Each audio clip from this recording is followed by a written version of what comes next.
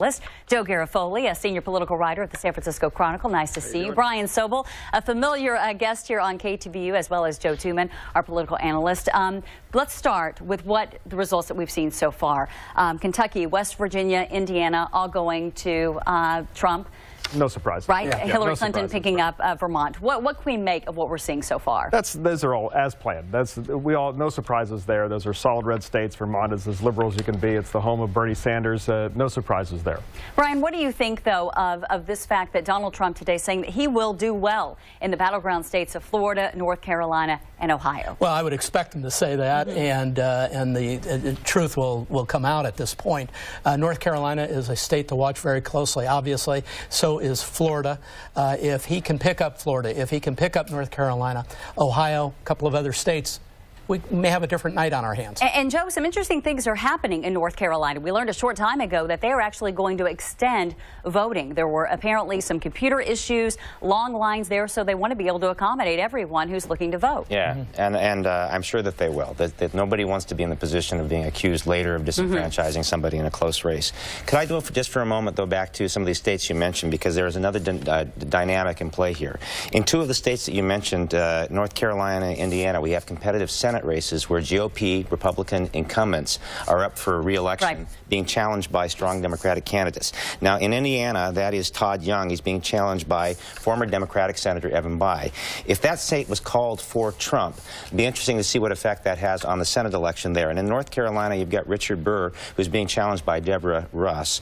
And by the way, there are two other states that are battleground states that have a woman as a Democrat challenging an incumbent Republican. If Hillary Clinton starts to run the table in some of these other states, it's possible she could have a coattails effect on women candidates, bring them with her. She needs to get 4 senators' seats turned on the Republican side to Democrat to give the Democrats control of the Senate again. So we should be keeping an eye on this as we go forward tonight. And we've talked a lot about that, whether Donald Trump had down ticket appeal and Hillary as well. And I think Joe raises a good point. We'll have to see how that shakes out as the night goes on. I've contended since the beginning that obviously Hillary has a lot more of that potential than Donald Trump does. Okay, so Joe, right now we're not seeing any surprises. What is Donald Trump's path forward? Well, he has to win Florida. That's key for him to do. And Ohio is going to be key, too. He has to win that. He's been ahead in the polls there. And those are the folks who are Trump's sweet spot. Those are the folks who have been hurting white workers. I spent a lot of time reporting out there. And these are folks who have been sort of left behind by the economic recovery, as it were. And those are people that they like the way Trump is angry, and they like the way he's speaking for them at some level.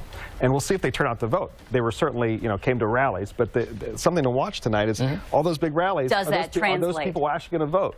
But also in Florida, you're talking about a very large Latin population, Hispanic population. How do you see that playing out? The Latino vote is on track to be about 15 million people this year.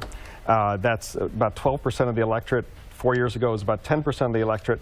It may not seem like a big deal, but they are in key states: Florida, Texas, not necessarily this year, Nevada, and possibly Arizona. So that's something to watch out for. And it would be, as we were talking about earlier, that could be a big swing. And Joe, before we go to break, just what are you expecting in the next hour or so as more polls close? Well, I want to stay actually on that subject of Florida and pay attention to this question, because the Clinton people did invest, actually using a local operative here from Oakland named Adisu Dimasi, who was a local political consultant and went to work for Cory Booker's campaign, is now working for Mrs. Clinton at Get Out the Vote, trying to reach out to Hispanic and Latino voters in South Florida to compensate for what they perceive will be a lower African-American turnout in Florida and other states as well. And Dimasi has a pretty good record of doing this in other states.